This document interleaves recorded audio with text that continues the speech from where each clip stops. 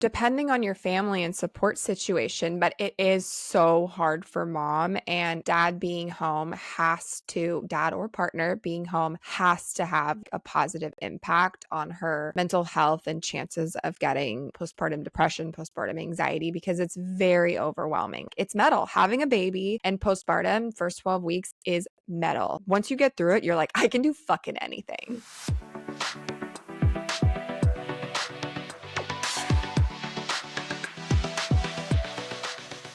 This is Raising Mama, a hilariously honest podcast dedicated to unveiling the hidden realities of motherhood. Our goal is to arm you with the information and tools you need to be your most confident and empowered self.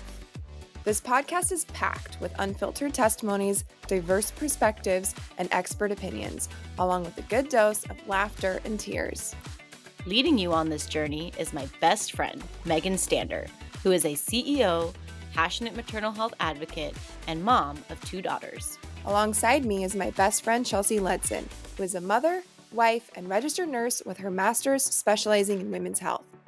Let's try to raise the next generation by raising up mamas and maybe raising a little hell. Hey, y'all. Hey, mamas. And papas. This episode is for the dudes out there because we realized that maternity leave is most definitely not just for women. And I was like, Megan, what about the men? And she was just like, yo, I got a whole bunch of facts about how the men's can do the maternity leave. And so we thought we should share this today. We've been working on all of this mat leave info for parents in California, and we put together this epic PDF. The problem was that when researching this stuff on the internet, if you're an expecting parent, everything is on like different websites and it's not in layman's terms and it's really confusing and there's a million links and there's a couple, like more helpful websites, graphics kind of, but like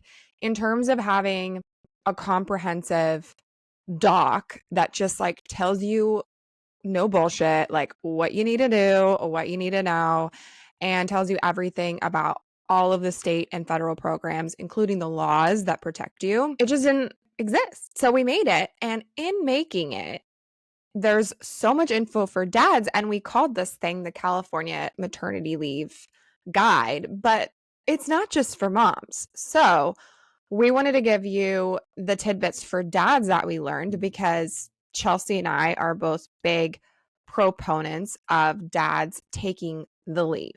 Right, Chelsea? Proponents, yes. What did I say? Exactly that. It just sounded funny. Oh.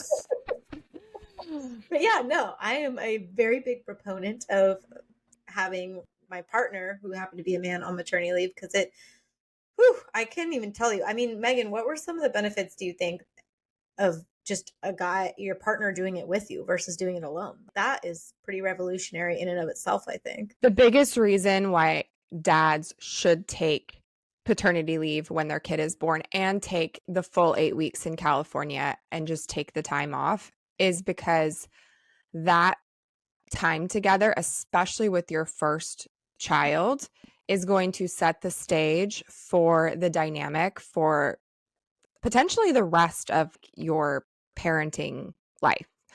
Between you and your spouse, it's about the baby for sure. And these programs and laws are in place so that you can bond with your baby, which is extremely important. But in terms of your relationship, your partnership, your marriage, and by the way, just side note, we are not just talking about dads here. We are specifically talking about non-birthing partners. So this could be a same-sex relationship. This can be however your beautiful family is set up. This is for the non-birthing parent. But I think it just sets such a strong foundation because, for one, there's so many things that you need to learn how to do during that time period, and for both people to be present when learning how to do these things. So let me just give you some examples, like how to console the baby, how to feed the baby, learning all of the baby's little cues and habits, learning how to get the baby to take a little nap, learning all of their little personality traits, and being present for all of those like first little moments. And then like just all the new routines that you're going to set. There's new routines, there's systems. It's like a whole brand new life that you need to like reorganize, find new ways to do things, develop ways. And I think that if you're both there, you can team together and put those plans in place. And I think that once whatever parent is going back to work, whether it be one of them or both of them, you're going to feel so much better because you're both going to have that knowledge. Now, of course, it's not guaranteed. It depends on how involved in general you are as a parent, and that's a choice that you need to make. But I think that if you've decided that you're going to be a good parent, which is a great place to start, you're going to be a good parent, you're going to be a good dad, you have to do this. Even though maybe your coworkers didn't do it, even though it might not be super normalized at your job, but if you're in California, you can get 8 weeks paid as long as you've had that deduction from your paycheck. Mm-hmm. Meaning you paid into the EDD. There's like a segment on your paycheck. It just says, boop, X amount goes into EDD, which most people, it's part of just their normal tax Yeah, rate. it'll be a line on your paycheck that says like SDI. It'll be under the deduction section. And as long as you have had $300 worth of pay where that has been deducted, you are eligible for paid family leave, which is what the program is called. But before we get into the details on how this all works and how you won't get fired and you'll get to keep your health insurance and all that stuff, Chelsea, you had a very involved partner and dad after your pregnancy and birth and all that. So, what were the key benefits of having your partner present for those 8 weeks after birth? I mean, I could talk a lot about me because, man, was it so supportive for me? Was I definitely like, I love my husband. I'm happy with my husband. Like, I don't know. I feel like if you still want to just have that joyous marriage, it's a good step in the right direction because you Right. don't necessarily feel like totally isolated. And a lot of those just like stereotypical, like, he doesn't even know where the bottles are, or like, he forgot to even think about bringing the bag, or whatever those like, Right, but some of that stuff could also be because, of course. they just weren't there. They went to work and it's not even their fault, Yeah, I mean, not totally. like directly. Right. They're not trying to just be totally out of your world, but they'll be getting out of your world. And the more and more you get apart from your partner where your worlds are not combining, it's like you're going to start butting heads. You're just going to start feeling like, I'm doing more work. No, they're doing more work. No, they don't understand Frustration, me. resentment. Yeah, Yeah. all the Gottman four horsemen stuff. So that, I mean, me personally, it was like, woohoo, I still love my husband, number one. But I think for my husband, so silly to say this, but those 8 weeks, I feel like they built legacy for my husband, Gianluca, because it's like his dad was not a present dad. I mean, the most non present dad that could be, but like his dad left when he was a week old or whatever. But even I think a lot of people's dads, and especially daughters to dads, right? They sometimes feel like there's absent fathers or there's a lot of daddy issues, or girls grow up with all these things. And it was like he did not want that for as his legacy. Like he wanted to be the dad who was present, who was there, who, knew how to put them to bed and give them snuggles, and also didn't want felt like maybe if his daughter was raised with this more participatory dad, that they wouldn't grow up with these big daddy issues. So, I hate I hate the term daddy issues, oh, but well, we don't need to get into that, but well, yes, I think that in a lot of ways, oh man, what is it? There's like in a book, it's the Elon Musk book that quotes Obama's book, and it says every man is either trying to make amends for like what his father couldn't do, or they're trying to like live up to what his father was. And I think like a damn. lot of men, yeah, it's like fatherhood is this big time where you get to choose like what kind of man am I? Am I the man who is going to have this legacy in my children's eyes of like the ultimate man, or am I going to be sort of how a lot of people have issues with their parents? So for him, it was such a big deal because he had, like, again, the most absent type of father, which was just not there at all.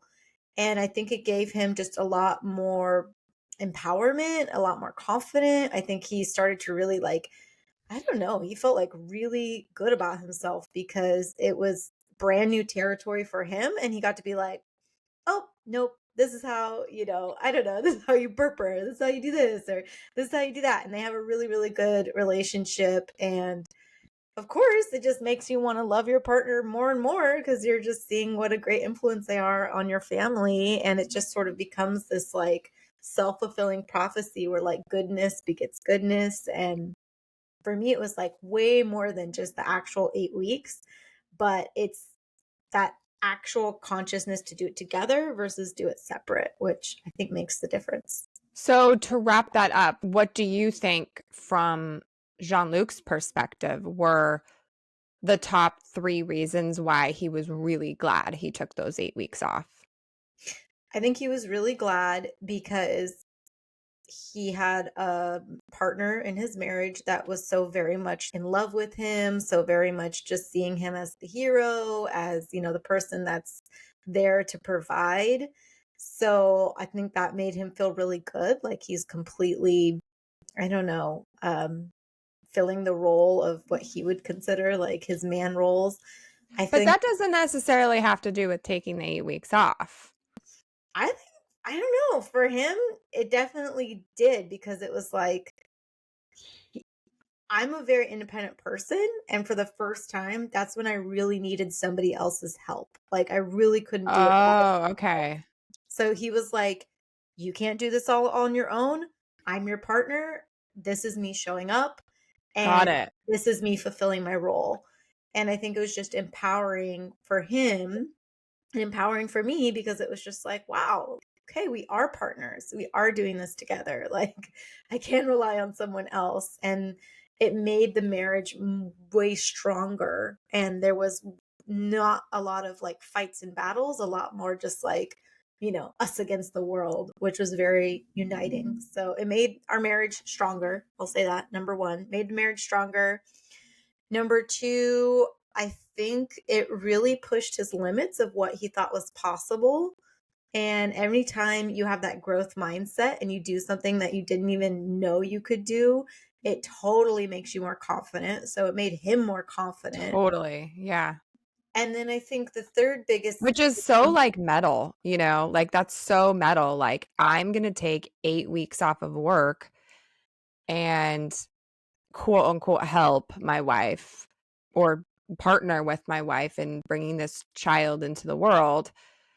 And it's going to be grueling, not to scare anyone. I mean, it's going to be, there's enough amazing parts that it's all worth it, but it is grueling and it's kind of metal. I don't know. yeah, yeah, it's true. Yeah. And I mean, Okay, sorry. obviously, the third perk is like, yeah, his relationship with our daughter is Right. solid. There's just something to be said about those like little tiny months where the bonding is just crazy. And I feel like he feels so bonded. And it didn't happen right away. It wasn't like she just, Right.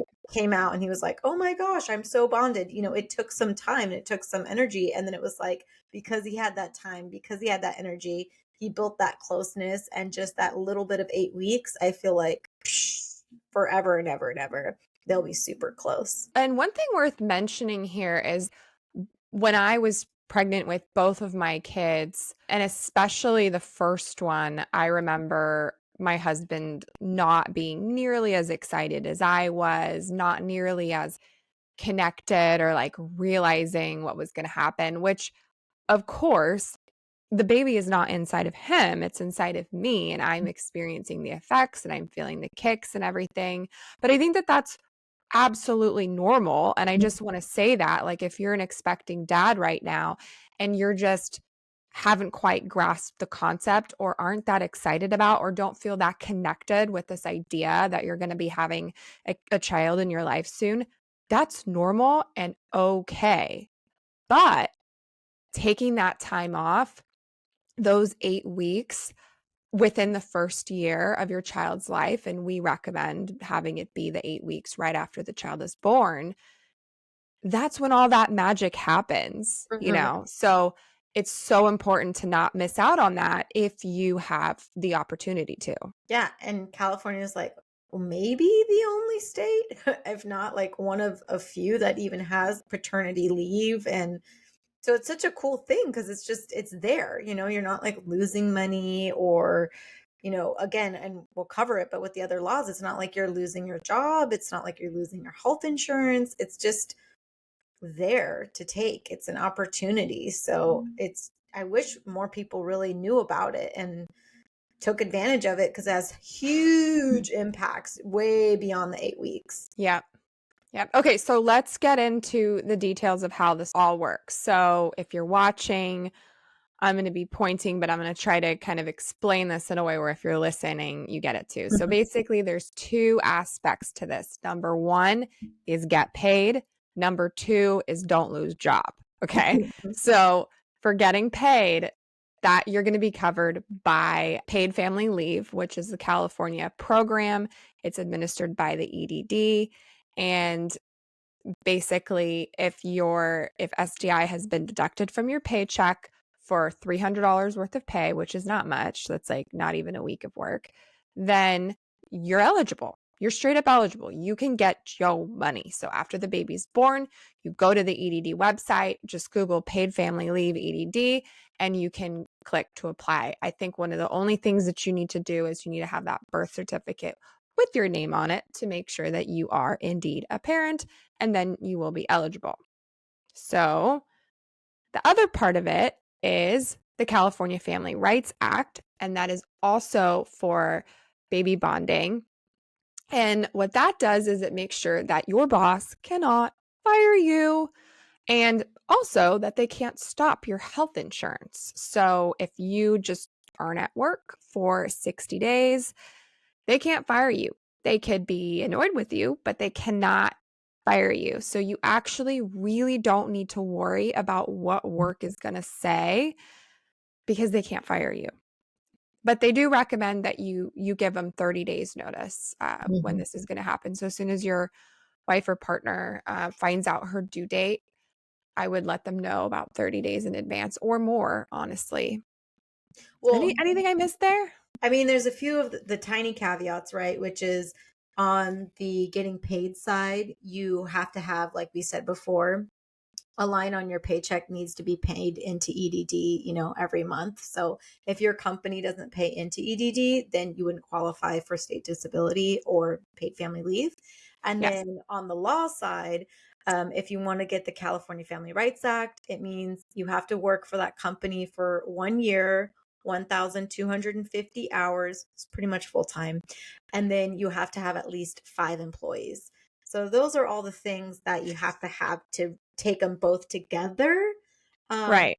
but you could just take the 8 weeks and sort of gamble the security. And the other thing is the 8 weeks is paid, but the law protects you for 12 weeks. So you could take eight Right. weeks paid and then an additional 4 weeks unpaid. Everything's protected. It's kind of up to, what works best for the individual. But for a lot of men out there and partners out there and people who are adopting, I mean, they're already in this scenario without trying. It's just knowing that they can do it, I think. Yeah. And if you think 8 weeks is really long, I will tell you right now, in the life of a little itty bitty baby, it is not long in terms of where they're going to be in their development. At 8 weeks, they will not be able to sleep through the night yet. They're going to start kind of going through some gastrointestinal stuff where, like, they start getting really fussy around this time too. They start being able to nap during the day, like not as easily. So going from that 8 to 12 weeks, around 12 weeks, and actually this is the best, not advice, but this is the best, most comforting thing anyone has ever said to me, like after when I was in postpartum, is I was texting them and I was like, this is so hard. I think I was around 8 weeks, literally. I was like, this is so hard. Like, when does it get easier? And she told me, right around 10 to 12 weeks. And I was like, what? Really? Like it's going to get easier. And it's true. It wasn't 10 for me, but it was right around 12. I was like, oh, okay. Okay. This is getting easier. And it's like, I can't even explain to you why, but newborns just are so helpless and so just they can't even fart. Like newborns can't even fart. So if like they have a little bubble in their tummy and they can't push it out, they will just like be so cranky and upset about it. And you feel so bad for them, but all of that stuff like they just kind of get better at like being alive like in the world. And they just kind of like chill out a little bit around 12 weeks. That's usually when, if you have a colicky baby, also don't really like that term, but if you experience like purple crying, like all of this stuff like dies down around 12 weeks. So that's just a little like tidbit from someone who's done it twice now that you might want to think about saving up and doing the full 12 weeks. But if you're not able to, everybody's got to do what they have to do, but just consider it. Totally. And I think the other thing I was thinking about too is like it's so also not just for baby, it's for mama. Like Yeah, oh yeah. Of course. I mean, how long did it take you to even just like take a shower and pee without it being that was what you did for that day? And not like, depending on your family and support situation, but it is so hard for mom, and dad or partner being home has to have a positive impact on her mental health and chances of getting, postpartum depression, postpartum anxiety, because it's very overwhelming. It's metal. Having a baby and postpartum first 12 weeks is metal. Doing it, once you get through it, you're like, I can do fucking anything, you know? And really not trying to scare you, because you don't need to be scared. It's gonna be amazing, but it's metal. Yeah. And I think it's just like there's so many ways. Okay, these are my secret thoughts. Okay. Secret thought number one thoughts is I feel like whenever like I'm in labor and delivery or whatever and the baby comes out, people always like, oh my God, it looks like you. It looks like you. And it Chelsea's a nurse, by the way, if this is the first time you're listening to this, because she's not just in labor and delivery all the time. Yeah, I literally just got off of work and I pulled a double. So woo woo. Hence I haven't even taken my badge off. But where was I? So in labor and delivery, they're always like, who does they look like? And every time, they're always like, oh, like the dad. And I seriously think it's like this biological thing that when babies are first born, because the moms are just so like not able to take care of themselves, more or less, another baby, that they make the babies when they come out look a lot like the dads. So the dads are like, this is my line. And I feel like there's this biological I thing. think that might be scientifically proven though, and it has to do with establishing paternity. I Yeah. feel like it even goes deeper than that though. Like I feel like men are I don't know. I think there's something there where like the type of care that's needed when their baby's so little, I feel like guys are really good at that specific type of care, if that makes sense. Mhm. As our kid has grown and developed, there's different stages where he's like, you got that stage. And I'm like, yeah, I'm totally pumped for it. But like, I got the toddler stage. whoa, fireworks in the background. If you're listening, I just put fireworks in my TV background. Anyway, yeah, exactly. Like I could totally do toddler stage all day long, but the like chillin', snuggling phase, oddly enough, was like hard for me and so much easier for him. And I don't know. I think that there is something about like, if women have a tough time carrying the baby all the way to term, then like, I don't know. Isn't that maybe that's why we linked up in the first place and we're not like, just one of those, animals that have like 20 different partners because they're like, I need you. I really need you for right after birth. Yeah. I mean, it's kind of like knowing that you're going to join the military and then like not going to boot camp. Like you got to go to boot camp and you got to do it with like the person that you're going to be parenting with, you know, forever. Yeah. So one tip I wanted to mention, so if your wife isn't pregnant yet, the key thing. I was going to say one thing. Okay, go. Bought like 6 dad books and I definitely want to put him on the Instagram, but his very favorite dad book was so cool. It was like not actually a like, dad's first days or, whatever is it called? That stupid book that's like being pregnant while being pregnant. It was just like a story of a dad growing up in Berkeley. So I'm going to put all those links down there because it's like a 30-page book and it totally pumped him up to be a dad. He was like, oh, okay, like this is what it's all about. And I realized that like you don't have to read these like scientific books to really like prepare for what it would be like to have a kid, right after birth. So that was my little tidbit. Go ahead, Megan. Awesome. If you're a dude and you're planning on getting a gal pregnant soon, it's important if you're living in California to know that if you just started a job, you need to be at that job for at least 3 months. Well, actually, yeah, like don't quit your job, basically. You get what I'm trying to say, right? Where it's like Yeah. if you want CFRA to work. All right, check this out, listeners. This is what Megan's trying to say is that if you really want to make the most out of your benefits when you're on paternity leave, make sure that you're at your job for a full year. So that means if you and your partner are thinking about being pregnant, you want to wait about 3 months till you actually start getting pregnant if you just started a new job because Yes.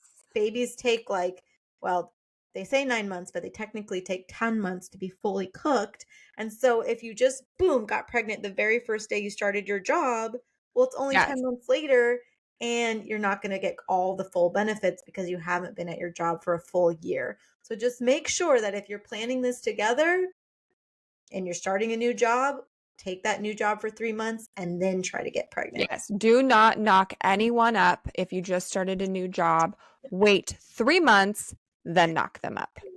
Yeah. That's what I wanted to say. Perfect. So thank you for coming to our show. I know this is called Raising Mama Podcast, or for your dude and you've listened in.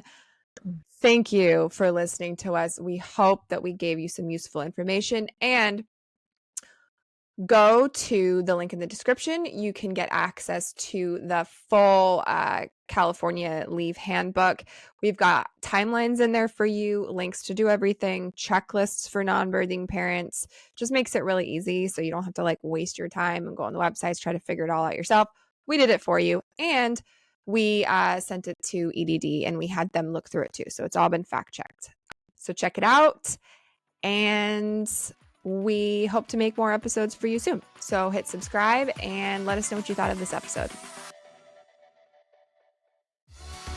Thank you for tuning in to the Raising Mama podcast. Your presence means a lot, and we hope you found our discussion insightful. To become a part of our community, follow us on Instagram at Raising Mama Podcast. Explore resources on the Raising Mama Village located at www.raisingmama.com. You're never alone on this motherhood journey. We're here to support you every step of the way.